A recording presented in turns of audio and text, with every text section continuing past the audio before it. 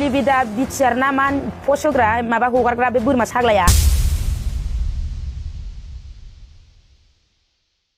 ओमफ्राय बे मालाबा मोजां जायाखै खिन्थु नों सासे बर'नि इउटुबार मानसि नोङो मोजांखौसो नोङो बासिनानै नों हगारनांगौ मिसेस मालती गयारिया गावनि फेसबुक पेजआव सुजि गयारिया गावनि फेसबुक पेजआव जों साब्रैखौ आरजाथावै गाज्रि रावै सोदोबफोरखौ बाहायनानै पस्ट हगारनाया बेफोर गासिबो नंखाय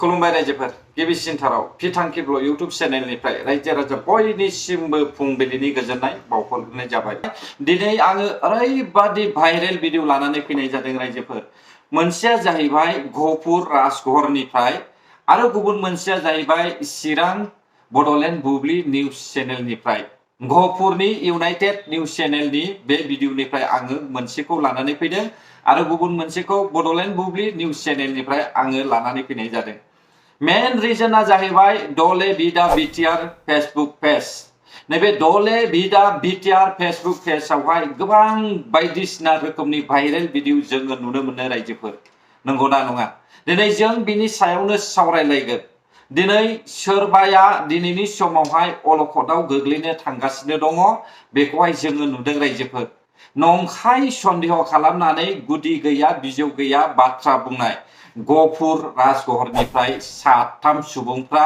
माबा मोनसे जेंनायाव गोग्लैनो थांगासिनो दङ आरो चिरां जिल्लानि आंनिनो पार्टनार सिगांनि जों एखे क्लासमेटमोन बेखौ आङो सानो माब्लाबाबो बियो बेबायदि मावनाय नङा जायनि मुङा थेबासन ब्रह्म बेंटलनि दा बिसोर मोननै भिडिअखौ लानानै जों सावरायगोन जोबनायावसो आङो नोंसोरनि गेजेरावहाय माखासे बाथ्राखौहाय बुंहैनाय जागोन नोंथांमोना गाज्रि दामोन बाथ्रा बुंनायफोरनि थाखाय बे समाव खोनासं गिबियावनो गहपुरनि इउनाइटेड निउज चेनेलावहाय राजघरनिफ्राय साथाम सुबुङा सन्देह खालामनानैहाय थेबासन ब्रह्म भागिखौहाय मा खोथा बुंदों नोंथांमोना खोनासं बेखौ समाज बिजोङाव मानसिफ्रा नुनानै सोरबा जाम्बा जाम्बिफ्रा नोंगौ सानगोन आरो सोरबा मिथिनायफ्रा सिरि थागोन बे फेसबुक पेजआव पस्ट होनाया गासिबो नंखाय सुजि गयारिनि फेसबुक पेजखौ गहपुर राजघर आउटपस्टआव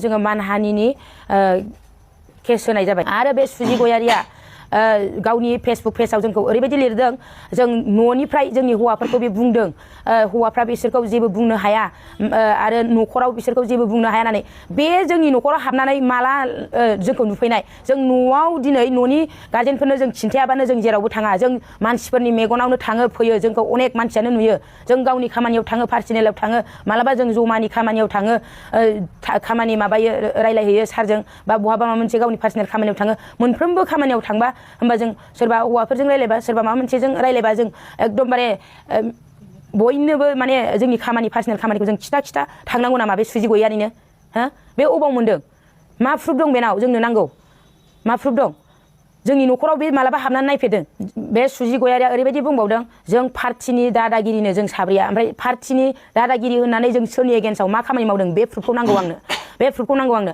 पार्टिनि एगेन्स्टआव जों मा खामानि मावदों बे दलि बिटिआरजों मा बियो माबा लानानै मावदों बियो आरो सोर ब्रह्म लिंक थानानै मावदों बियो सोरनि थिननायाव मावदों आरो बे ब्रह्मआ सोर बे ब्रह्मनि थिननायाव जेनेबा जों दिनैसिम क'क्राझाराव थांदोंबाबो जों बाथौ खेराइ रिजर्टनि जों लांगोनाखौ नुदों हय जों बे लामाजोंनो थाङो फैयो माब्लाबा समाव न'नि मानसि दं हिसाबै जों मालाबा गिदिङो जों बिबथैनि न'आवनो थाहैयो जों बिमायंनि न' दं आरो आंनि लोगोना गावनि जोनोमगिरि गामियानो बेयावनो होमबा जोंखौ सोर आरो जों जेराव थायो बे जोंना शिबसारानो जों बे न'खौ मिन्थियो बे जोंनि आदैनि नाम बुंबानो मिन्थिजोबो जोंनो साखि नांगौबा अदालगुरिनिफ्राय लानानै क'क्राझारसिम जों साखि एभिडेन्स होजोबगोन बे दलि बिटिआरा मालायनि हिनजावनि एकदम माबा देखाय बियो माबा फैसा जाग्रा नामा बियो सोरनि बेसेबां गुस मोनजादों नों जोंखौ बेबायदि हगारनो बे सुजि गयारिया बेसेबां खै हाजार जादों नों बेजों बेसेबां मा लिंक दं बेखौ जों मिन्थिजोबो आरो बे ब्रह्म बाथौ खेराइ रिजर्टआव थाग्रा ब्रह्मआ सोर जों बे रिजर्ट सिङाव दिनैसिम आगानखौनो हैफेरनो मोनाखै जोंखौ अबेयाव नुनानै बे ब्रह्मआ खिथाहरखो सोर थायो बे ब्रह्मआ सोर नामखौ नायो जों नागिरगासिनो मोनगोन जोङो बेखौ जा सुजि गयारिजों दलि बिटिआरनि बे थेबासन बेजों दालि ओंख्रि जा नोंसोरो सैमाफोर रायजोफ्रा दिनैनि समाव खोनाबाय नङा होनब्ला सन्देह खालामनानैनो जेसेबां हायो एसेबां रायबाय आरो सासे मानसिनि नामखौहाय मुंख'नानैहाय दिनै बदनाम खालामबाय। हयथ' बेनि थाखायनो बे साथाम सुबुङा गहपुरनिफ्राय कर्टआवहाय फैनांनो हासिगौ बे समावहाय रायजोफोर। मानोना बिसोरो गुदि मिथिया बिजौ मिथिया सासे सुबुंखौहाय डाइरेक्ट आसि दिन्थिनानैहाय नाम लानानैहाय ससियेल मिडियायावहाय बदनाम खालामबाय। बिनि थाखायनो बिसोरो मानहानिजों लोगोसे गाव गावखौनो ससियेल मिडियायाव गथायनांनोबो हासिगौ होननानै आङो सानो रायजोफोर। नोंथांमोना खुगा दङ होननानै जेरै गोसो ओरैनो सोरखौबा गुदि मिथिया बिजौ मिथिया आन्दाज खालामनानैहाय सन्देहजोंनो बेफोरबायदि खालामनायनि थाखायनो बे समावहाय जेलावहाय थांनांनोबो हागौ बेखौ जोङो नुबाय रायजो राजा नोंथांमोन।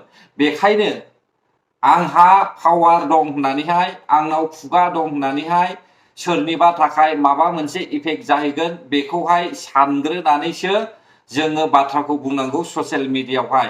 आं सानो एसे समनि उनफ्रावनो बिसोर साथामा निमाहा बिनांगोन होननानैहाय आं सानदों रायजो राजा नोंथांमोन। मिथिबायना?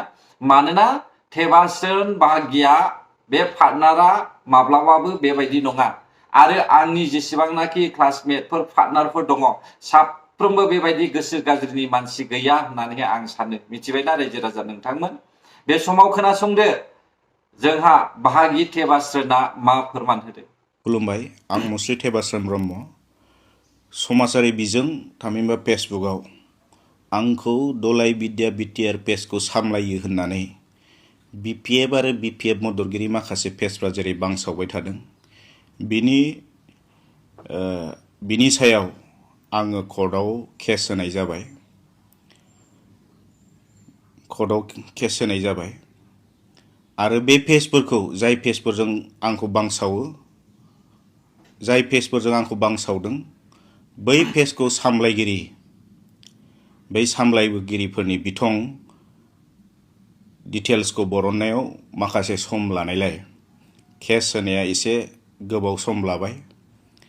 आरो जिहेतु गसाइगाव डिस्ट्रिक्ट बिपिएफनि अफिसियेल पेज आरो दतमा ब्लक बिपिएफनि अफिसियेल पेजजों बेखौ आंखौ मुं सोनाय खामानिखौ मावनाय जादों। दा बिथांमोना बबे फोरमानखौ लानानै आंखौ जे बेबायदि बांसावदों बेनि फिननाय नागिरनानै आं कर्टआव एपिल खालामदों आरो कर्टआ निस्सय समबार बा मंगलबारनि गेजेराव दतमा ब्लक बिपिएफनि आफादगिरि आरो गसाइगाव डिस्ट्रिक्ट कमिटि बिपिएफनि आफादगिरिनिसिम निस्सय नटिस हरगोन। आरो माखासे फेक पेज आरो थामहिनबा थार्ड पार्टि पेज आरो अफिसियेल पेजनि सामलायगिरि जायफोरखौ आङो दिनै मोननो हादों बिथांमोननिसिमबो कर्टआ निस्सय नटिसखौ हरगोन।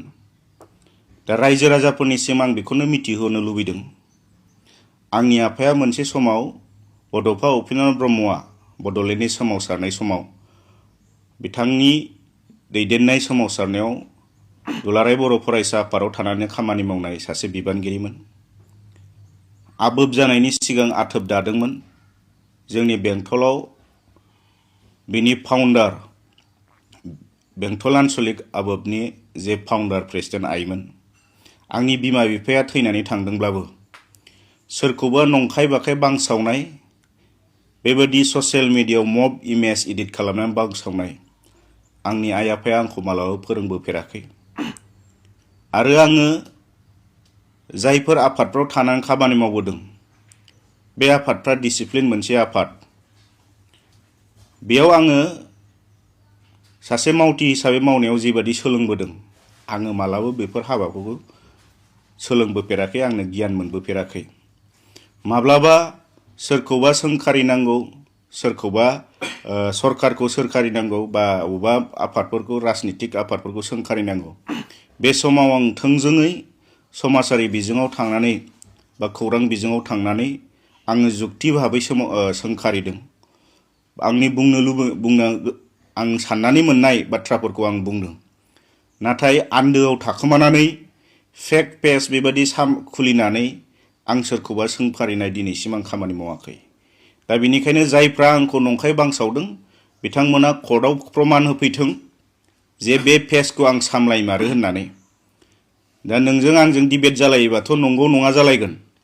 बेनिखायनो आं थोंजोङै कर्टआव बिथांमोना जिहेतु आंखौ बेबायदि बांसावदों कर्टआवनो बिथांमोना बिनि प्रमानखौ होफैथों आरो प्रमानखौ होनो हायाब्ला बिथांमोननि बिनि फिननायखौ बिथांमोना आयेना जेरैबायदि होगोन बिनि फिननायखौ लानो थाखाय बिथांमोना राजि जानानै थाथों आं बेखौ खावलायबाय। दा आङो खुनु आंनि आखायाव खुनु बेबायदि नंखाय मोनसे पेज गैया, थार्ड पार्टी पेज गैया। आङो जि बाथ्रा बुंगोन खौरां बिजोङाव फैनानै बुंगोन आरो आंनि टेबास्रोन ब्रह्म नामनि फेस आरो एकाउन्ट बे मोननैजों आं माबा मोनसे भिडिअ खालामनानै पस्ट होनांगौबा होगोन। बाखि आङो खुनु दिनैसिमबो सिगाङाव मावाखै, दाबो मावाखै आरो इयुनावबो बेबादि नंखाय बांसावनाय आं मालाबाबो लोब्बा जाया आरो बे आंनि गेजेरजों आंनि बिबेगा बेखौ मालाबाबो थिना। बेनिखायनो जायफ्रा आंखौ बेबायदि बांसावदों बिथांमोना आयेननि फिननायखौ बिथांमोना प्रमान होथों आरो प्रमान होनो हायाबा बिथांमोना बिनि फिननायखौ होनो थाखाय राजि जानानै थाथों। बेखिनिखौ आङो रायजो राजाफोरनिसिम मिथिहरबाय, बयनिसिमबो मिथिहरबाय। गाज्रि पस्ट खालामनानै होबाय थादों बिथांमोना जुदि नोंनाव निमाहाफोर बियोब्ला नोंथाङा निमाहा होनो गोसो जागोन? अलरेडि बे बिथिङाव आङो आयेननि राहा लाबाय, आयेननि सहाय लाबाय। बेनिखायनो आं कर्टआव आङो गैया आं नङा होननानै दिनै दा आङो ओरैनो बुङोब्ला बेखौ रावबो फोथायनायबो नङा। बेनिखायनो नंगौ नङा बेखौ बिजिरनानै होथों होननानै आङो आयेननि आश्रय लादों आरो कर्टआव थोंजोङै थांदों। दा बेयाव निमाहा होनाय होयिया कर्टआसो बिनि आखायावसो थाबाय। आं दिनै जिहेतु कर्टआव थांबाय बेयाव आङो थोंजोङै निमाहा होनाया आंनियाव थायाखिसै। बेनिखायनो कर्टआ जुदि बिथांमोनखौ निमाहा होयोबा आंहा जेबो बुंनांगौ गैया, मानोना आङो आयेनखौ मानिनानै सोलिग्रा सासे व्यक्ति। आरो जुदि कर्टआ निमाहा होआबाथ' आंहाबो बुंनांगौ गैला। बेनिखायनो निमाहा होनाय होयि बे कर्टनि सायाव सोनारना थाबाय। आंनिफ्राय निमाहा बिगोरबाबो आं निमाहा होनाय आं बेखौ मावनो हाया, जिहेतु दा बियो साब जुडिस जानानै थासिबाय। बेनि कर्टआसो मा खालामनांगौ बेखौ खालामसिगोन। बुजिबाय दा भिडिअखौ रायजो राजा नोंथांमोन? बेखायनो गुदि गैया बिजौ गैया सोरनिबा नामखौ लानानै सोरजोंबा सरजाबनो नाङा। दिनै जाय मानसिया जेलाव जानांगौ बेसोर थल्ल' गनानै जेलाव जायै मानसिफ्रासो जेल जानांनोबो हागौ। अलरेडि कर्टनावहाय केस होबाय होननानैहाय जों मिथिखाबाय। नंगौना नङा रायजो राजा नोंथांमोन? दिनै दुध का दुध पानी का पानी, बे मा नाम बुङो दले भिदा बिटिआर। बे दले भिदा बिटिआरनि फेसबुक पेजआ जोंनि बर' रायजो राजाफोरखौहाय गासैखौबो कनफिउज खालामजोबनानै होनाय जों नुदों। आंबो नायनो लुबैदों फेसबुक पेजनि अनारा सोरमोन रायजो राजा नोंथांमोन। नाथाय आं सिदा फोथायनाय दङ टेबास्रोन ब्रह्मआ माब्लाबाबो दले भिदा बिटिआरनि फेसबुक अनार जानो हाया। नुसिगोन बे समावहाय रायजो राजा नोंथांमोन सोर मा दले भिदा बिटिआरआ। आरो बे साथामाथ' जेलाव थांनांखानो हागौ, मानोना नंखाय अजद थिखांनानैहाय नाम लानानै बाथ्रा बुंनाय आरो जोंनि बेंटल एरियाखौहाय बाथ्रा बुंनानैहाय बदनाम खालामनाय, नैबे मोननैनि गेजेरावहाय बिसोरो जेननो गोनां जागोन होननानै आं सानदों रायजोफोर। गोजोन्थों। अब्ला जायफ्रा आंनि भिडिअखौ जोबजासे नायबाय, बर' हारि जै जाथों, जै बर' हारिनि।